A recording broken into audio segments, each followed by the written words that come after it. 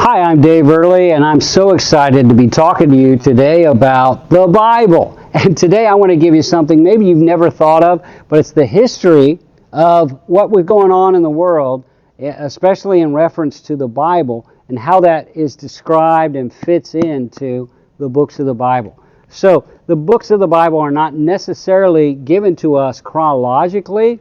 Some of them are, some of them aren't. But this is sort of a chronology of the Bible. When I read the Bible, I like to read it chronologically. That means from what happened first to what happens next to what happens next. And so I actually have a chronological Bible that I read every day. Well, I'm going to give you Bible history. This is the type of video you're going to want to watch several times, take notes on. And here we go. It starts with creation, and that's described in Genesis 1 through 5. And then we come from creation into the flood, and that's described in Genesis 6 to 11. And then we have the story of Abraham and God's promise to Abraham and his descendants. It's called the patriarchal period, and that's described in chapter 12 through the end of Genesis. The book of Job was probably also written during that time. Then we have bondage. We have the Jews being held as slaves in Egypt for 400 years until God raised up a deliverer, Moses, who went to Pharaoh, participated in 10 plagues, 10 miraculous plagues, including then the Passover, and Israel was freed from Egyptian bondage. Then we have all the 40 years that they wandered in the wilderness, described beginning in Exodus 12 when the wandering began, and covered in Leviticus, Numbers, and Deuteronomy. Then we come to the conquest. This is the book of Joshua. Joshua goes into the promised land, crosses over the Jordan River.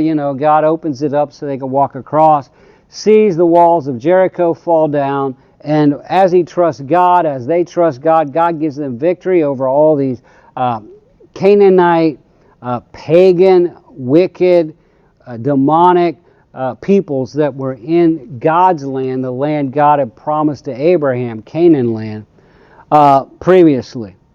Then we go from Joshua to a season where there are judges. And they're not judges like we think of that give guilty or not guilty. These are leaders. These are people who become national leaders for various reasons. The judges. And during that time, it's covered also not only in Judges, but the first few chapters of Samuel, and also the book of Ruth was written during that time. Then we have the United Kingdom. Under Saul, and then David and Solomon, and you got a lot going on there. It's described from Samuel on, 1 Kings 11 on, 1 Chronicles 10, the book of Psalms, Proverbs, Ecclesiastes, Song of Solomon were written that time. And that's kind of the highlight of the history of Israel. That's when Israel was at its best. It was its biggest, its healthiest, its strongest. Under the direction of Saul, who united the tribes, and then David, who took it to the next level, and then Solomon. But then Solomon's kids were not following God, and the kingdom divided. And you have, it's described in Kings and most of 2 Kings and 2 Chronicles, you got all the prophets writing, saying, you got to stop. You got to quit running from God. You got to quit turning to idols, or God's going to pull away His blessing, and you're going to go into captivity. And so it's described in Isaiah, Micah, Amos, Hosea, Jonah, Obadiah. Well, during that time, we have information specifically about Judah, because Judah is the most important tribe, because they were the ones that still follow God for the most part, and that's where Jesus came from. He was from the tribe of Judah. So that's important. That's described in 2 Kings, 2 Chronicles at the end, and then the book of Jeremiah and the book of Nahum. But they're saying, look, okay, you got to quit following false gods. You got to trust God, or you're going to go into captivity. And the Babylonians took Israel captive. They leveled the city. They took all the rich people, the educated, the intelligent, the attractive people to Babylon to serve them in their king in his palace and in other places. It's described at the end of 2 Kings, the first 8 chapters of Daniel, who was writing from Babylon, Ezekiel, Lamentations. That's where that's covered. Then you have restoration, when the Jews got to go back to Israel. Ezra went back and got to rebuild the temple. Nehemiah went back and rebuilt the walls so they were secure. You've got Haggai, Zechariah, Esther. You've got the last chapters of Daniel.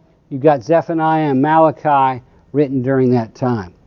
Then you have an intertestament period when nothing was being written for 400 years. And then Jesus comes along, and we get the Gospels, and then after he died and rose again, and then walked on the earth, and then ascended into heaven, we have the book of Acts all the way through the book of Revelation. So I've just given you about over 1,500 years of history, most of it focused on the Jews, which is the Old Testament.